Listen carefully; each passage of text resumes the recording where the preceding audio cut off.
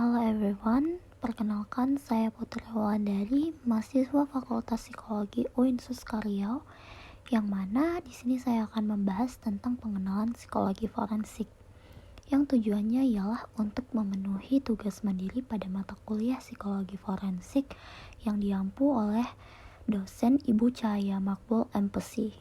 Sebelumnya, disclaimer terlebih dahulu, yang mana konten ini disajikan sebagai psikoedukasi guna untuk pembelajaran bagi khalayak umum yang sumbernya dikutip dari berbagai referensi.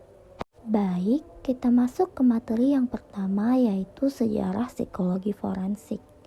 Yang mana psikologi forensik ini diawali pada tahun 1908 oleh Munsterberg dan Wigmore yang sempat mengalami perbedaan pendapat, yaitu bahwa pengacara, hakim, anggota juri membutuhkan bukti yang relevan agar berfungsi dengan baik.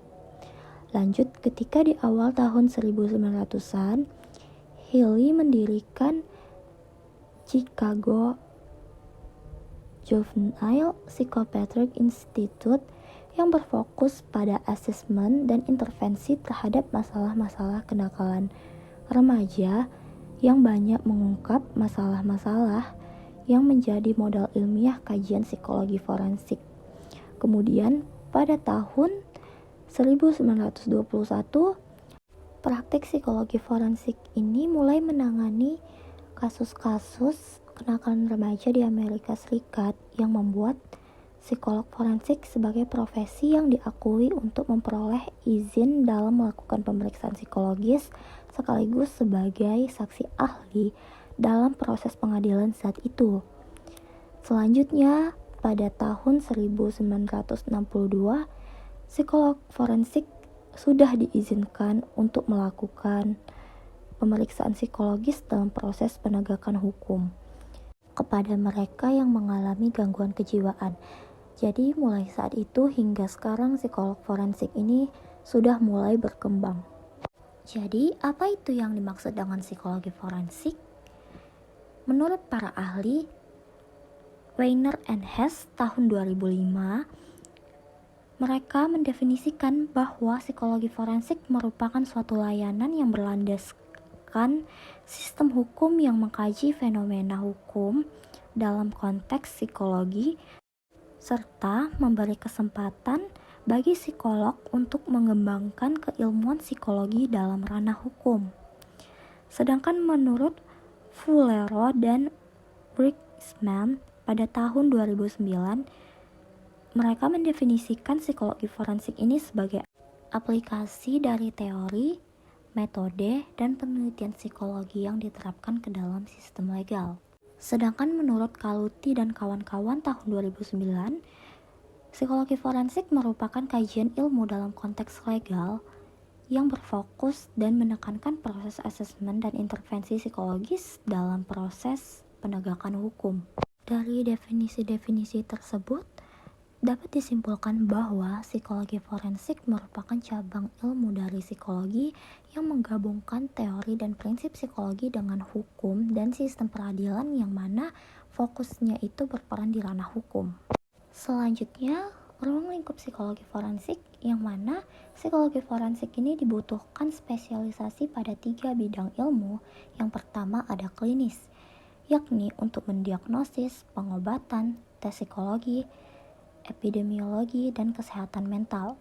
Yang kedua yaitu forensik, yakni untuk melihat gaya respons, etika forensik, alat dan teknik untuk menilai gejala-gejala yang berhubungan dengan hukum. Lalu yang ketiga ada hukum, yakni untuk pengetahuan tentang hukum dan sistem hukum, pengetahuan tentang di mana dan bagaimana untuk mendapatkan informasi yang relevan. Selanjutnya terdapat peranan psikologi forensik, yang mana di sini terbagi menjadi 5. Yang pertama yaitu peneliti, di mana psikologi forensik berperan sebagai peneliti yang melakukan sejumlah penelitian guna untuk sebagai dasar pembuktian suatu perkara. Lalu yang kedua sebagai konsultan bagi proses penegakan hukum, yang mana kondisi psikologi setiap orang yang terlihat dalam penegakan hukum dipandang sangat berpengaruh pada jalannya proses penegakan hukum itu sendiri. Lalu yang ketiga sebagai konsultan dalam pengadilan. Konsultan dalam pengadilan yang dimaksud merupakan konsultan yang membantu pihak yang menggugat ataupun tergugat untuk menguatkan posisi yang bersangkutan di mata persidangan. Psikolog forensik diketahui banyak membantu pengacara dalam mempersiapkan dan menjalankan proses persidangan. Sama halnya dengan membantu pengacara, psikolog forensik pun sering dilibatkan oleh jaksa dalam menjelaskan duduk perkara secara psikologis. Yang keempat yakni sebagai evaluator forensik dan saksi ahli psikolog, yang mana biasanya forensik dipanggil ke dalam persidangan untuk menganalisis dan mengevaluasi perkara yang disidangkan, menindaklanjuti konsultasi perkara di luar ruang persidangan. Psikolog forensik biasanya dipanggil oleh pengacara ataupun jaksa untuk memberikan keterangan sebagai saksi ahli di dalam persidangan yang berguna untuk menjelaskan analisis perkara yang sedang terjadi dalam perspektif psikologi.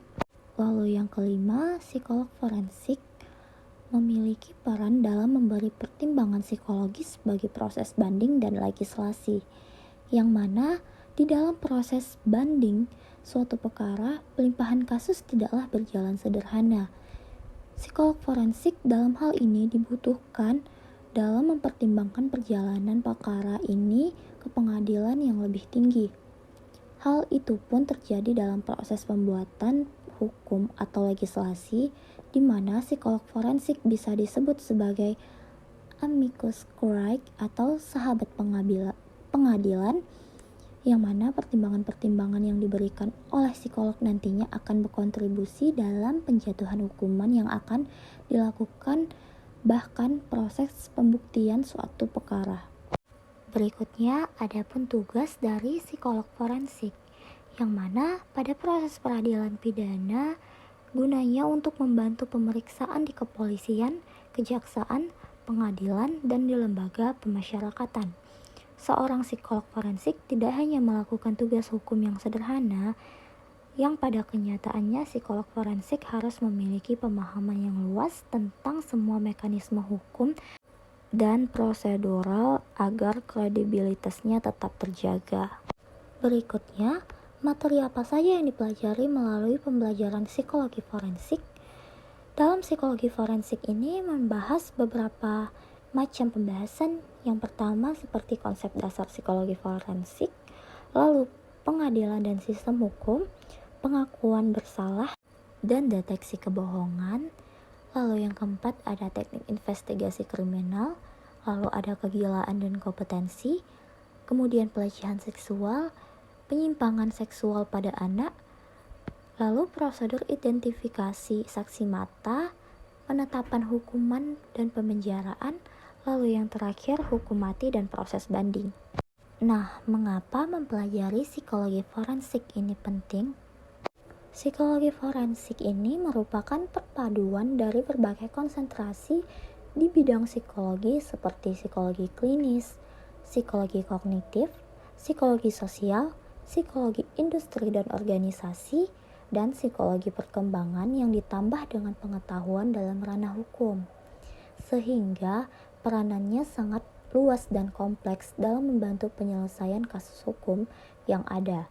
Oleh karena itu, penting untuk mempelajari psikologi forensik agar dapat memahami lebih dalam bagaimana peranan psikologi forensik tersebut. Baik, selanjutnya kita akan masuk pada contoh kasus, yaitu kasus pengirim paket sate misterius beracun sianida yang menewaskan bocah SD. Kronologi kasus sate sianida ini sendiri berawal dari Budiman, sang penerima orderan tanpa aplikasi dari Nani di Jalan Gayam, Kota Yogyakarta pada Minggu 25 April 2021 lalu. Budiman kemudian mengantarkan bungkusan makanan tersebut ke Tommy yang merupakan anggota Polresta Yogyakarta.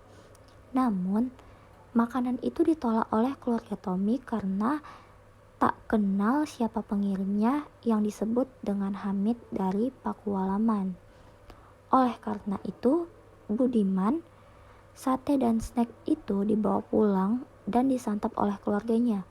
Naas, Naba Faiz Prasetya, 10 tahun, anak kedua dari Budiman, kolaps ketika memakan bumbu sate bersama lontongnya. Sampai di tempat tujuan dan saya telepon Pak Tommy, saya bilang dari Gojek ini ada paket takjil dari Pak Hamid di Pakualaman. Nah, Pak Tommy bilang saya tidak merasa punya teman yang namanya Hamid asal Pakualaman, apalagi sahabat atau saudara tidak punya. Lalu saya telepon ibunya, istri dari Tommy, dan ternyata juga tidak kenal, kata Bandiman. Kemudian, sate sianida tersebut dibawa pulang oleh Bandiman dan disantap oleh keluarganya, yang saat itu Bandiman dan anak pertamanya hanya menyantap 2 tusuk sate tersebut tanpa bumbu. Sementara istrinya, Titik Rini, 33 tahun, dan anaknya, Naba, menyantap sate tersebut bersama bumbunya. Setelah menyantap, Titik dan Naba merasa pahit dan tiba-tiba langsung tergeletak, lalu dibawa ke RSUD Kota Yogyakarta. Naas, korban atas nama Naba dinyatakan meninggal dunia, sementara istri Bandiman harus mendapatkan perawatan intensif, kata Kapolsek Sewon Kempol Suyanto. Kemudian, pakar psikologi forensik Reza Indragiri Amril mengatakan bahwa tindakan Nani Apriliani, 25 tahun, pengirim sate mengandung racun sianida yang membuat anak pengemudi ojek online meninggal dunia termasuk perilaku pembunuhan berencana. Hal ini sebagaimana diatur dalam pasal 340 KUHP, yakni ditinjau berdasarkan langkah demi langkah bagi perilaku membunuhnya, bukan pada siapa yang rencananya akan dibunuh dan siapa yang kemudian terbunuh, namun bagaimana pembunuhannya, aksinya dirancang oleh si pelaku. Menurutnya, dari sisi modus, Nani membeli racun dan membubukkannya ke dalam sate lalu menyewa jasa ojol untuk mengirimkan sate itu. Meski sate itu dimakan oleh orang lain, tetap saja rangkaian tersebut merupakan perilaku pembunuhan berencana. Reza mengatakan dari sisi modus, perbuatan Nani termasuk pembunuhan berencana, tapi mensrinya atau niat jahatnya Nani tak bermaksud untuk membunuh si anak, dan ia juga tidak mengetahui akibat perbuatannya dapat membunuh anak itu.